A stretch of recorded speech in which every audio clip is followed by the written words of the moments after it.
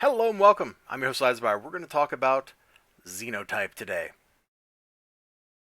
Now, I was not going to make a video on this. I was totally just going to let this just sit there, just lie there and go away. Like I heard about the first thing, and we'll talk about that a little bit here in a second.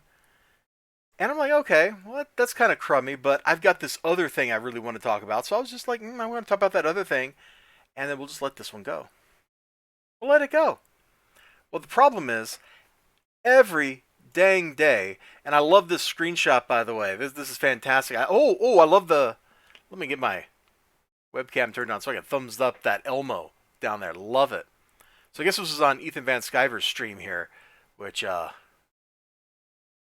haven't watched one of those in a while. But if he's like doing that to your comic book, man, you must have messed up. Like, there's an element of like doing it for like views and clicks and the outrage, like that kind of stuff. But really, to throw a book in a fire, like, that takes some doing to get somebody to do that.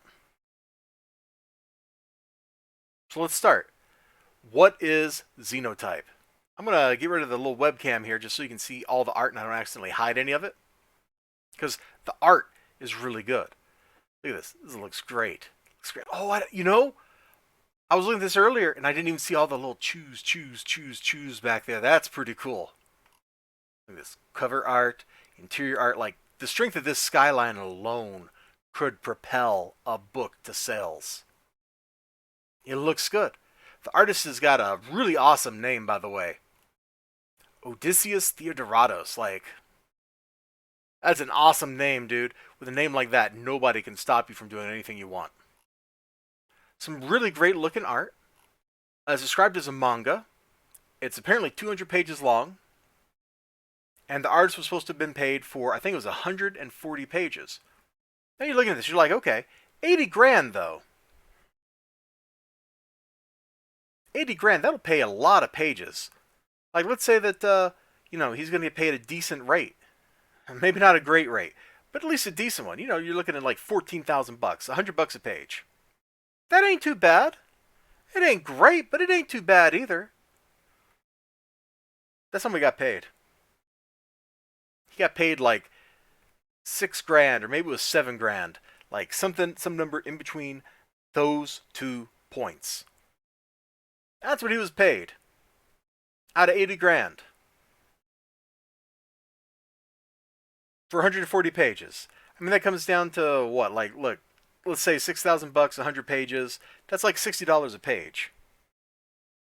That's cheap, man. That's cheap. That buys you pencils, maybe. And instead, you're getting this really cool looking art. Now, part of the problem is, of course, if you look up here, Australia. And in fact, if you look up like in a different view, yeah, here we go. 100,000 AUD. So the campaign was being raised in Australian dollars because the creator, Liam Gray, is in Australia. Okay, that checks out. Apparently the book was printed in Australia. Oh man, we got a gesture here. We got to get back to gesturing here.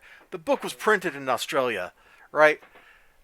So if you're going from one country, let's say Australia, to another country, let's say the United States, you have to ship international from A to B. Now, if most of your audience is in the United States, it probably makes more sense to print in the United States and then ship the books to another country, wherever that happens to be. Because international shipping is expensive.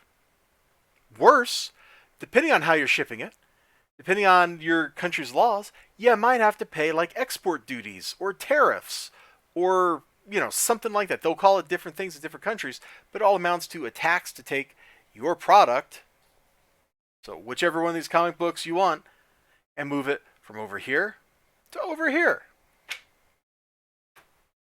And apparently, the shipping, the taxes, brace yourself.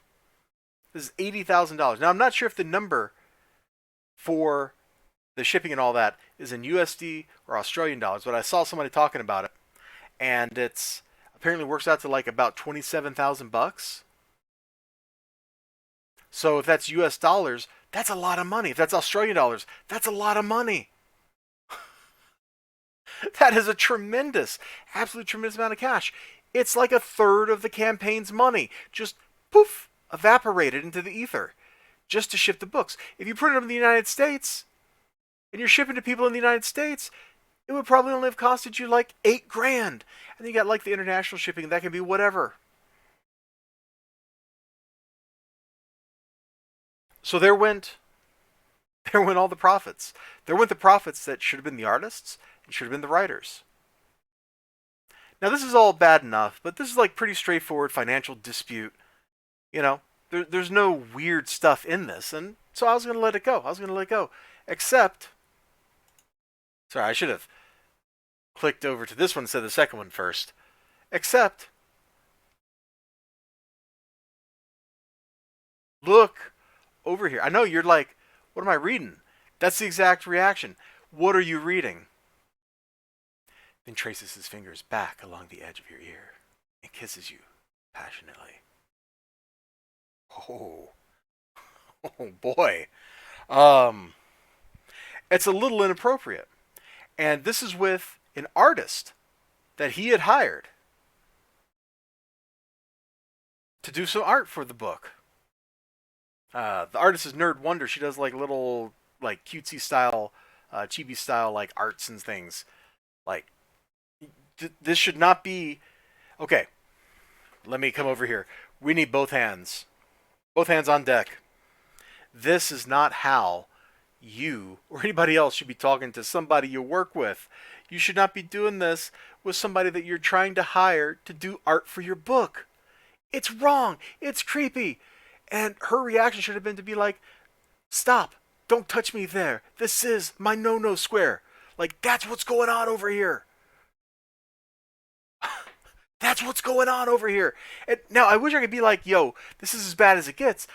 But it gets worse. It's somehow, in the course of this weekend, gone from a pay dispute to just whatever. Let's go back to the flames. Let's go back to the flames. This is it. There's fire. The book. This is it. It really is. It's incredible. Because, look, what the artist wrote right there. Not only was the manga xenotype printed backwards, and by that I think he means like it was printed front to back instead of back to front to be read, but then the individual pages were top right to bottom left. Which, that's kind of mind melting. Please don't ever print books like that. But the pages are mixed up. The pages are mixed up. Like here, just imagine you're like reading a comic book, right? And somehow the comic book is Johnny Quest is in Hotline Miami. Don't ask me how that comic book would ever come into existence, but you're like, oh yeah, we'll flip this open and look here, and then like the next page is Johnny Quest in a biplane, you know, in a crop duster. But just a second ago, Johnny Quest was in a hotel in Miami. Like, it doesn't make any sense. And just imagine the whole book kept flip-flopping between crazy things like that. And that's what he's talking about. The book doesn't make any sense. Now, sometimes this stuff happens, you know. I've got a issue of Something is Killing the Children, which they apparently had to reprint. And then they gave a copy to everybody where, like, 2 of the pages were out of order. Just 2. Which I guess, to be fair, in a modern comic book, that still is like 10% of the book. But you know what I'm saying, right? Like, little error like that. Okay, they reprint it and they fix it. I've got an issue of some indie book that's got 2 pages out of order. And in both cases, I didn't really notice that the pages were out of order. It was that innocuous.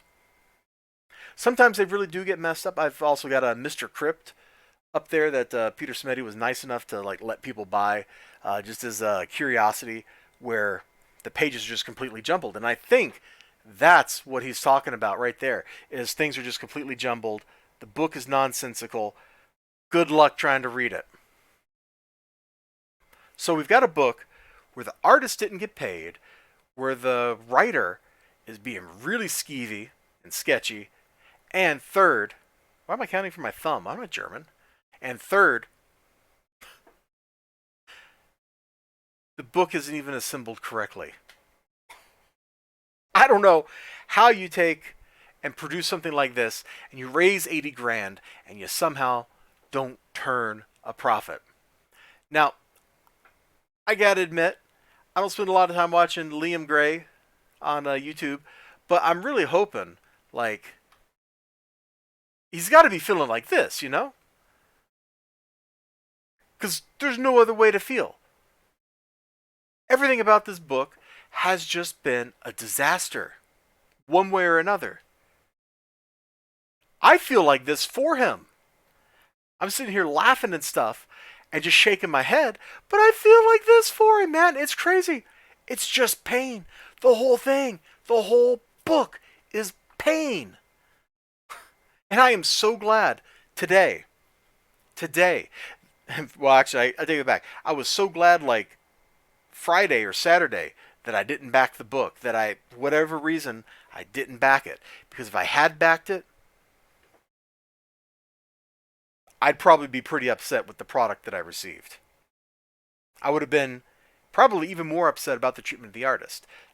Treating your artist right is a subject that's near and dear to me. Like, everybody that works on your stuff should know you got their back. And if you ain't got their back, why are you working with them, you know?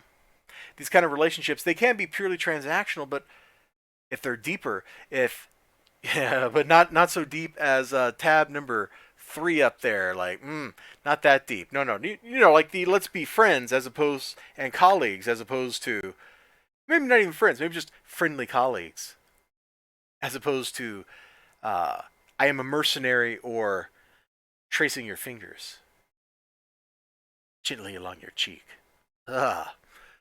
Anyway, this is a heck of a thing. You all take care of yourselves. You have a great day.